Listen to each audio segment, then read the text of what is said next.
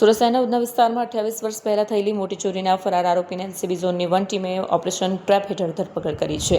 આરોપી બાબુલાલ ધર્મજી પ્રજાપતિ વર્ષો સુધી નામ અને સરનામું બદલીને પોલીસથી બચતો ફરતો હતો. વર્ષ 1988માં ઉધના પોલીસ સ્ટેશનમાં આરોપી સામે ગરફોડ ચોરીનો ગુનો નોંધાયો હતો. આરોપીએ ઉધનાના એક ગોડાઉનનું તાળું તોડી લાખો રૂપિયાના ગ્રે કાપડના ટાંકા ચોર્યા હતા. લાંબા સમયથી ફરાર રહેલા આરોપીને આખરે પોલીસે ઝડપી લીધો છે.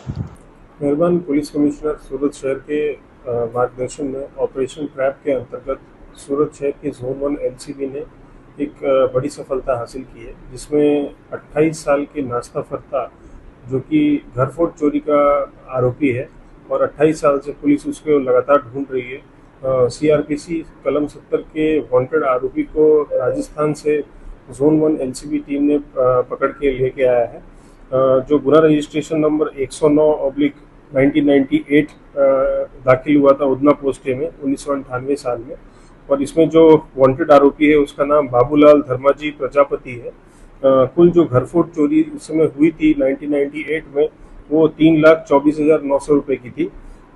इस कामगिरी को पूरी जोन 1 एलसीबी ने कंटिन्यूअस टेक्निकल और ह्यूमन सर्वेलेंस के हिसाब से किया है.